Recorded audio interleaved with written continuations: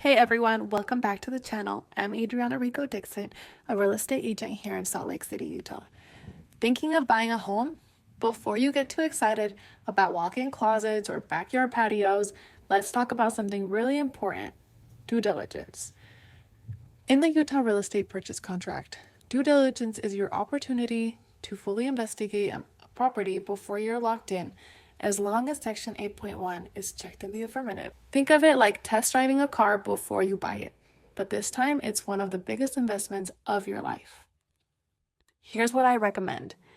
Give yourself a 14-day due diligence period if possible. At the very least, you'll want 10 to 12 days to schedule inspections, gather information, and review everything thoroughly.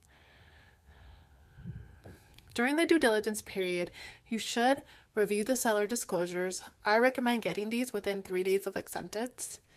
Schedule a home inspection. Consider specialty inspections like roofing, sewer, radon, foundation, or mold. Investigate zoning rules, HOAs, flood zones, crime stats, even proximity to registered sex offenders. Review insurance quotes, property lines, and neighborhood factors. And most importantly, decide if you want to move forward, negotiate, or walk away before your due diligence deadline. Now, here's something buyers get wrong all the time. They think a general inspection is enough. But here's the truth. A general inspector kicks the tires, but they don't lift the hood. So, if you're buying a home with a pool, hire a pool specialist. See foundation cracks? Bring a foundation expert. It's better to spend a few $100s now than thousands later. Let me give you a real world example. Mitchell versus Christensen, a Utah case that went all the way to the state Supreme Court. Mitchell bought a home with a swimming pool. She personally inspected it and the home multiple times. She even hired a professional home inspector. Neither of them found any signs of leaking. But after the closing, she discovered the pool had major leaks and sued the sellers for fraudulent non-disclosure. The trial court ruled against her, saying she had a chance to inspect and didn't do it thoroughly enough. They applied the doctrine of caveat emptor, or let the buyer beware. The Court of Appeals held that decision, saying Mitchell failed to exercise reasonable care by not hiring a specialist to inspect the pool. So Mitchell appealed to the Utah Supreme Court, and here's where it gets interesting. The Utah Supreme Court reviewed the elements of fraudulent non-disclosure. They said, to prove it, the buyer must show 1. The information was material, 2. The seller knew about it, and 3. The seller had a legal duty to disclose it. In this case, the court agreed that the leaks were material. They also assumed, for argument's sake, that the sellers knew about the leaks. The question was, did they have a legal duty to disclose it, even if the buyer had a chance to inspect? The court said yes. Why?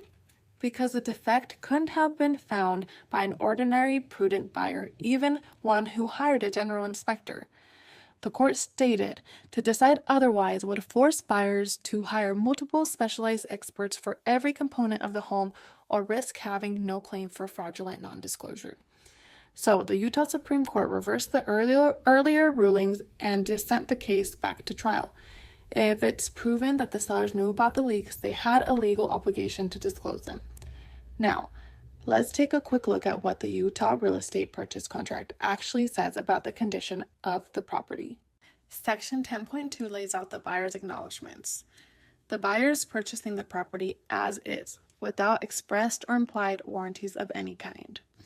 The buyer has a right to inspect the property during due diligence, and if the buyer proceeds, they are relying solely on their own judgment or that of any inspector or contractors that they've hired. Section 10.3 explains the seller's acknowledgments. The seller agrees to disclose any known defects that materially affect the value of the property and can't be discovered by a reasonable inspection. They must complete the seller property condition disclosures, deliver the property in substantially the same condition as when the offer was accepted, leave it in broom clean condition, and repair any move-related damages. So what's the bottom line? Due diligence protects you. Ask the hard questions, hire the right people, and trust your gut.